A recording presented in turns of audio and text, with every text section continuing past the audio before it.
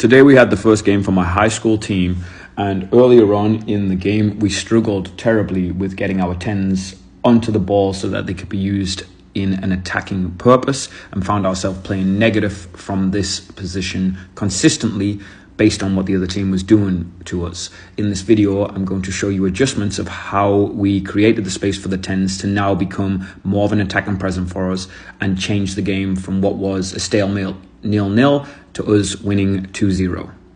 Being flexible with our tactics makes coaching a joy for me, and then having players that are able to respond to in-game changes and see them execute is also amazing, and tonight we had that.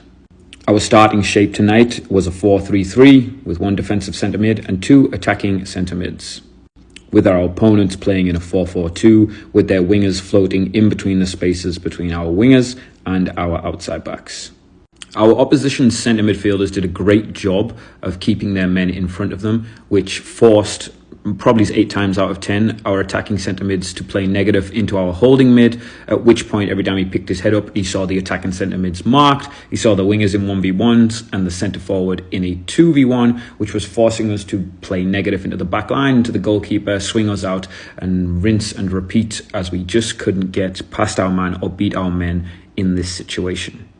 On top of that, our outside backs were naturally gravitating towards our opposition's left and right wing, which was exposing our centre backs in 1v1s in the back line, which without adjustments would have eventually caused us to concede. Our front three then were dropping more and more to try and get onto the ball, to try and use the numbers to play themselves out of trouble, but then that also took away our attacking threat that we've been working on during the week. So we found ourselves getting pinched closer and closer, not able to play a forward ball, and every time we did now, our forward line wasn't in a position where they could actually get onto it before their defence could recover. They had a very quick centre back.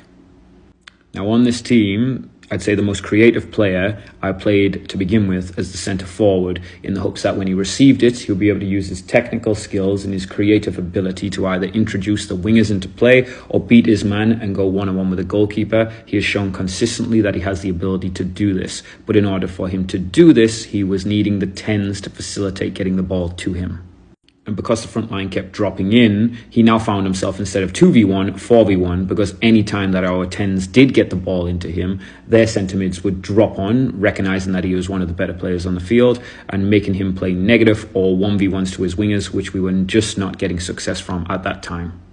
So how did we fix this to find ourselves in a position where we won the game 2-0? Well, the answer was already on the field. It was a case of the personnel and using their attributes for the positions that they were needed in that moment of the game, to unlock each other and be able to use each other for their strengths. So you can now see we've moved the centre forward into the left attacking centre mid spot. I put the left attacking centre mid out onto the right wing, and I moved the right wing into the centre forward. Why did I do this? Because the centre forward is very good on the ball, and their technical skills would allow them to dictate and take a little bit of control back in the middle of the park. My right winger is strong, larger than our centre forward, and is able to add the physicality necessary to create the space, and our left attacking centre mid, out of the 3 midfielders, would have been able to offer us the best quality of service in that position.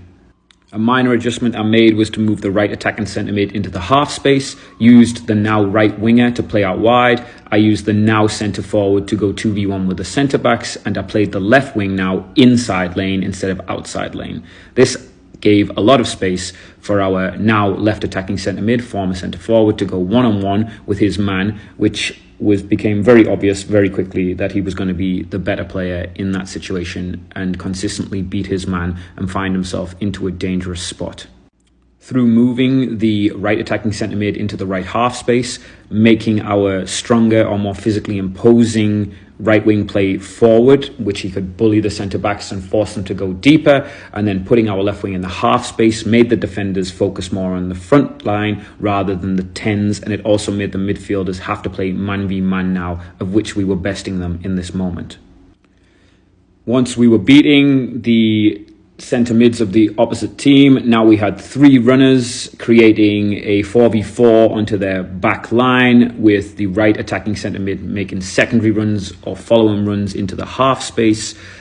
we were now able to create 2 goals. One of the balls that our now attacking centre mid, former centre forward, was able to play in directly split into our new forward, who scored a 1-on-1 with a goalkeeper, and our second goal came from distribution out wide with bodies in the box. But just this minor tactical adjustment of personnel movement and playing one of our attacking centre mids slightly off centre to open the space up to create a 1v1 for our most creative player allowed him to facilitate and assist one of the goals and then play the ball out wide into the winger, who was then able to whip it in, and we were able to go ahead and score. It changed the nature of the game. It definitely gave us control back in the middle of the park. It also allowed us to exploit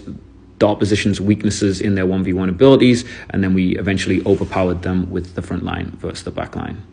I hope this was helpful. Maybe it'll help you in a game in the future. Good luck.